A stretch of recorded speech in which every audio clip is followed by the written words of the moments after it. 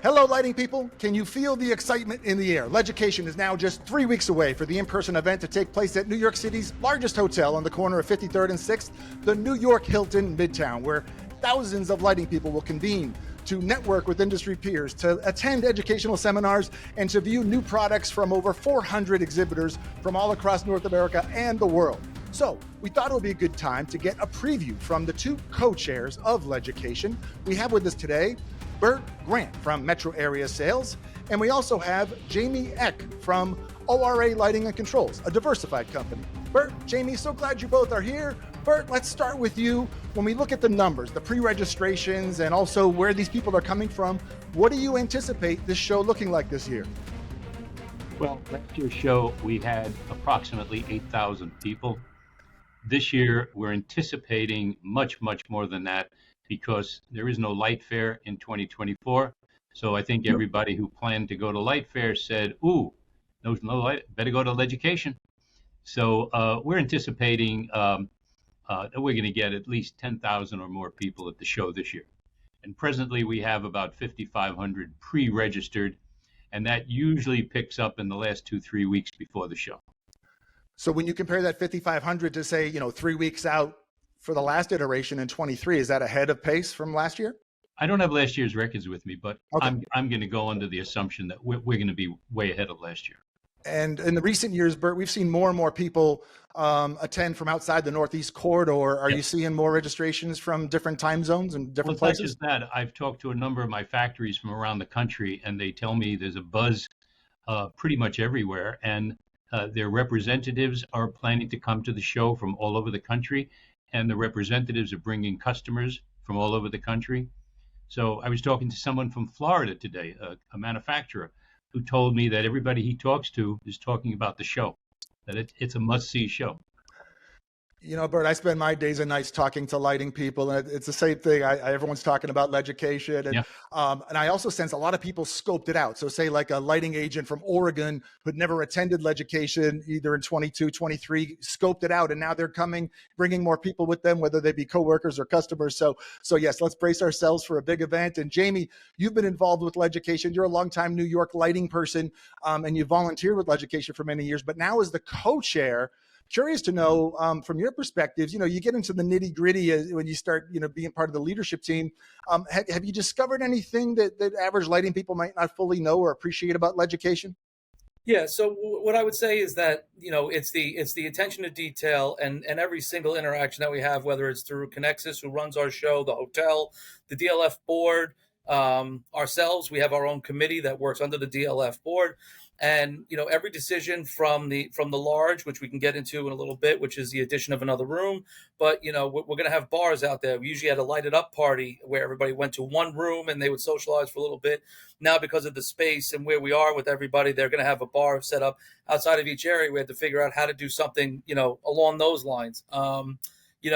The amount of presentations that get submitted versus taken, we're going to have 40, I believe it's 48 presentations, but 180 were submitted. So we have to go through 180 presentations, specifically Wendy, Sean, and Craig, who are on the presentations committee. That's a lot of presentations about lighting. And then, so what you're really seeing is the cream of the crop. And then, lastly, I would say, the phone calls we get from the manufacturer is nonstop as far as what can I do with my booth? What's your advice for the booth? Where am I placed with this booth? What they're going to be bringing. What do you think we should do here? Everybody wants to put their best foot forward. But the nice thing about LEDucation is everybody's, got on the same, playing field, right? So you got 7 feet by 4 feet by 8 feet, make the most of it, right? So how do we do that? So I think it's those types of details that people don't think about for a trade show, which is now turned into a trade show this size, when you're having, 10,000 people, converge into one spot. That's pretty big. I mean, we're the second largest show that they host, only second to the dog show, the annual dog show. That's it. We're the second largest show that they have. Isn't that great? Well, I don't like being second place to dogs, but that's fantastic. I mean, that's and this isn't just any random hotel. This is not only the largest hotel in New York City, it's also the largest ballroom, and there's multiple ballrooms that the show spans. So thanks for those insights on that front. And when we think about all these people that are anticipated to come in and fill these ballrooms, Burt, one thing is that we might get to the point where it gets really crowded. I have a cameraman. I got to tell you guys, I have a cameraman that's assigned to go towards the buffet line in the grand ballroom on the first day, Tuesday, to see how crowded it is at that time. And so if people come back and say, you know what, I was claustrophobic. If people say it's a little too busy, what measures might LEDucation take in the future to address that, Burt? Well, we're taking a lot of that into account now this year, because last year, as you said, was so crowded. It was incredible. And because of that, we've expanded the hours so that the first day, instead of ending at 6, is now ending at 8. We're giving designers more time to come to the show. And we're expanding to utilize another room, America's Hall 2, which is a duplicate of America's Hall 1. So we've doubled the space in one area. So we're anticipating larger crowds. The problem that we have is that the only larger space in New York City for a show is the Marriott Grand Marquis. The problem with that is you'd have to have the show on 8 separate floors, which is truly a no-no for a trade show. And the other option, of course, is the Javits Center, which a lot of people don't want to go to because of union issues, costs, dollars, no hotels, no restaurants, number of not negative issues. So for the moment, we're going to try to make it work where we are. Well, it's for the moment, but also we're locked into 25 and 26 there. In fact, true. happening in April of 26, which is a one-time exception. But yeah, at some point, Burt, you might have rope lines on the corner of 53rd and 6th for people to wait to get in. But let's see how that works out. And you know, Jamie, when we look at the this year's LEDucation and the Burt mentioned the happy hour and other new stuff happening. What other new things can we see? Whether it has to do with the trade show itself or some of the seminars. What else can we expect to anticipate this year's LEDucation that's new, Jamie? So I wouldn't say it's new. I think it's been bolstered as the student lighting competition. So now they're going to have their own room on the main floor. Last year they were in one of the halls that we now are using for one of the exhibitors. So it's going to be a place where people can go and see the new talent that's out there out in the New York market. America's Hall 2 will be doing a raffle over the 2 days, $100 gift cards once an hour. So people, all they have to do is scan their badge. They get up there and they'll get the opportunity for a prize.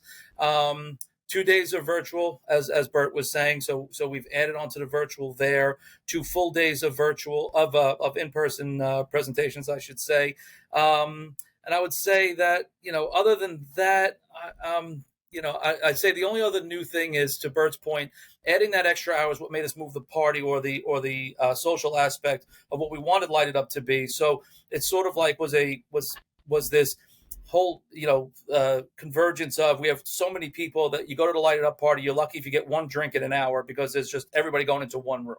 So now we're going to have it outside of each one, and what that's going to do, we hope, is that for a couple of hours you don't just get a good education on what people have there, you get that social aspect, which I know a lot of people are looking for, right? They want to see people they haven't seen in a year, and a lot of times Light Fair was that outlet for them.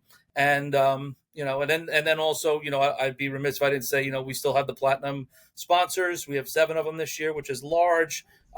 Several of them are going to be hosting tours. So, there's a lot of things that we do to try and make this a unique event for everybody. A lot of stuff there, a lot of new stuff to see. Follow-up question, Jamie, are media personalities eligible for the raffle? Yes. Great. And then the real thing is, you mentioned some of the socializing. You're eligible to do it. And then also, you think about the networking, or you mentioned in the social context, but there's also real networking happening at LEDucation. We have a poll running on LinkedIn right now. This is over 150 votes, so it's not the hugest sample size, but there's 3 questions, or rather 3 options. What's the most important aspect of LEDucation for you as an attendee?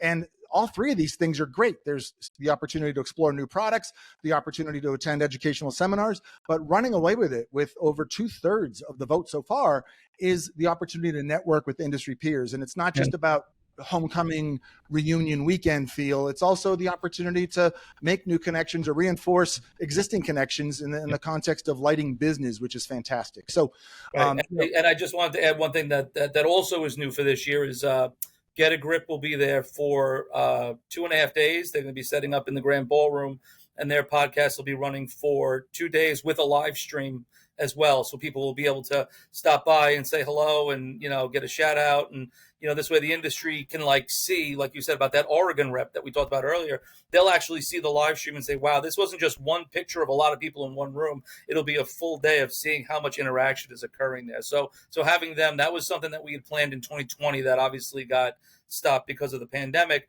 So we picked it back up again for this year. No, that's great. And as a media person myself, I look at my job attending LEDucation. Inside Lighting is going to have a booth there, and that's really important to us. But our main purpose is to bring LEDucation to the people who aren't happening to make their trip to New York that day. So the more media that can do that, the better. This way people can experience it any way they can. We should also mention first time this year that the virtual sessions, the educational sessions, are offered the week before. So attendees of LEDucation can also soak in some of that great education that you have happening virtually the week before. So tip of the hat to Wendy, to Craig, to Sean for organizing all those things as well. And Burt, when we look, you're one of the OGs of LEDucation. Burt, you know what OG is? You know what an OG is? No. Craig, Jamie, tell them what an OG is. It's the original. The original gangster, one of the co-founders of LEDucation. And so, it's a DLF owned event.